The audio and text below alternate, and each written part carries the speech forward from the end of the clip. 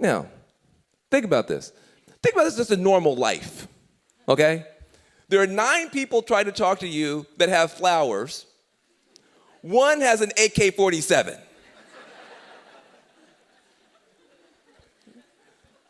Who winds up at the top of the memo, right?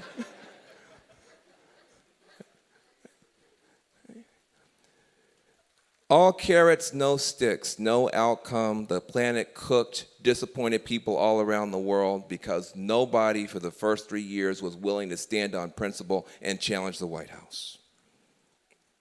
You don't want to hear that. You don't have to clap. I'm going to tell you. No, don't.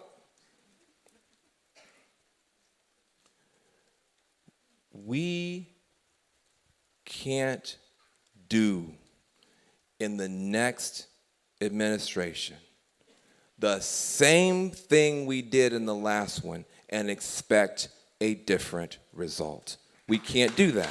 We can't do that. Now,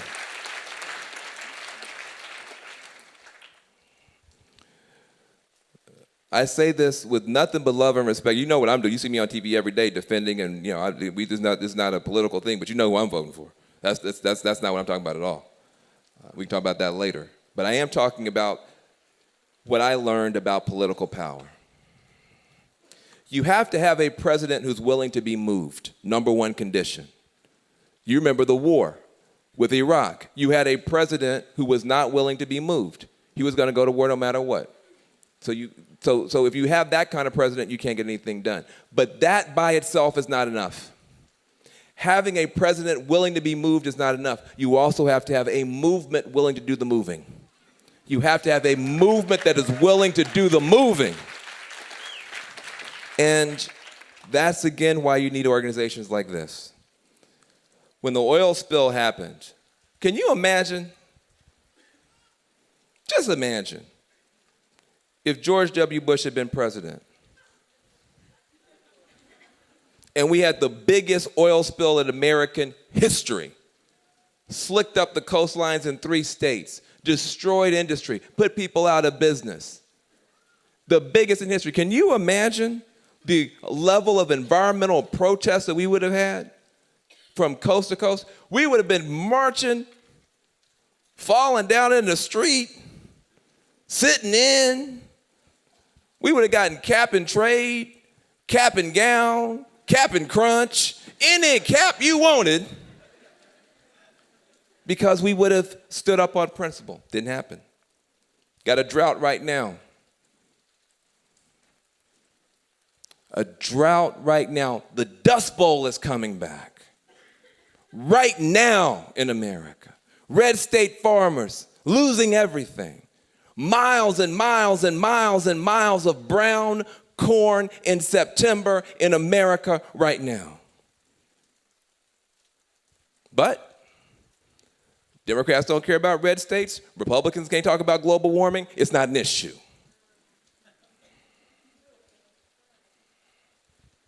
Look at the dots. Can you imagine? I'm talking about our failures now, our moral failures that we have to address as we move forward. We let the oil spill go by, the drought is happening, and now climate fraudsters, bought and paid for by the Koch brothers, climate fraudsters are jumping ship. The climate science is so bad, Bill McKibben's on them so hard, that even the climate fraudsters are finally admitting that we've been right all along. But we don't make that an issue. Think about it. What if, my last example before I close. I like to do examples in my mind just so I can stay somewhat sane. Imagine if Al Gore came out tomorrow morning. Imagine the reverse. Al Gore comes out tomorrow morning. Al Gore says, ladies and gentlemen, climate change is a hoax.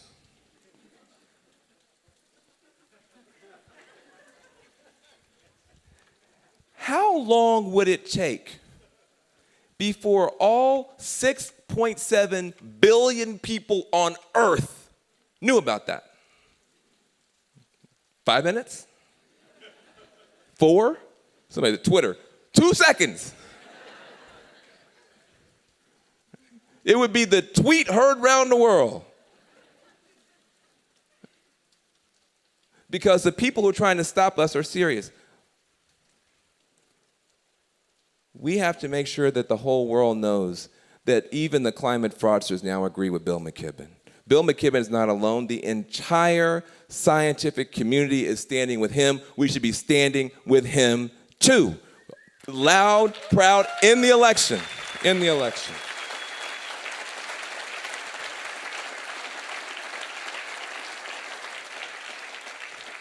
So now I'm going to go to my close, and let me tell you something. I can talk this way to you because you're the serious people.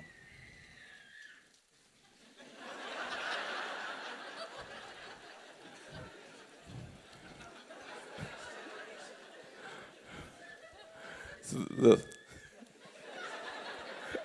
That's the next generation that's scared to death. Exactly.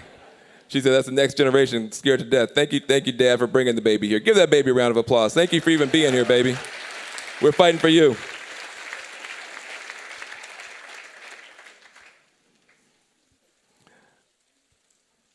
I'm worried.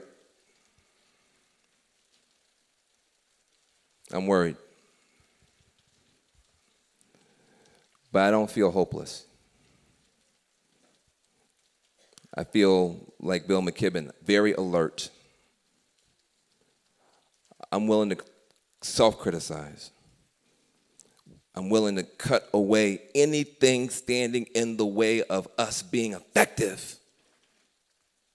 Because I do believe that this is the moment that humanity will determine and announce to the universe who and what we are.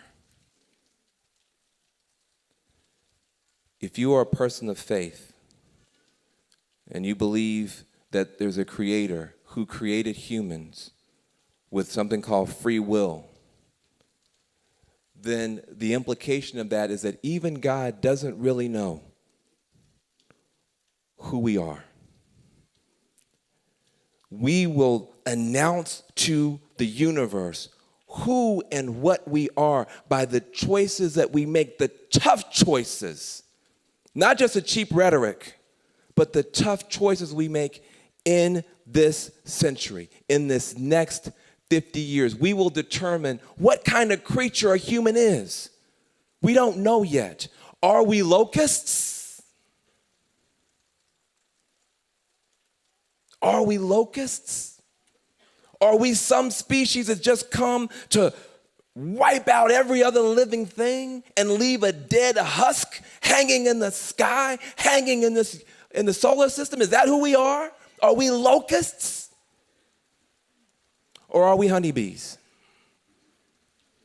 Are we honeybees? We are a busy species. You may have noticed if you have children. We're busy. We will work. We will do something. If you have children, the only question is, will it be destructive or will it be creative? As with your children, so with me and you. We are going to work. We are going to make things.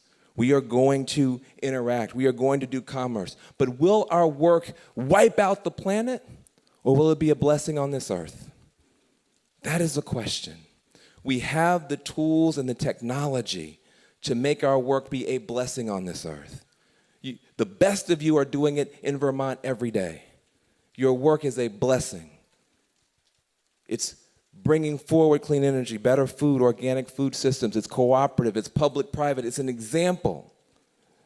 And yet we still hold back. We aren't willing to march. We aren't willing to upset the apple cart. We aren't willing to re-elect someone and then challenge them to do better.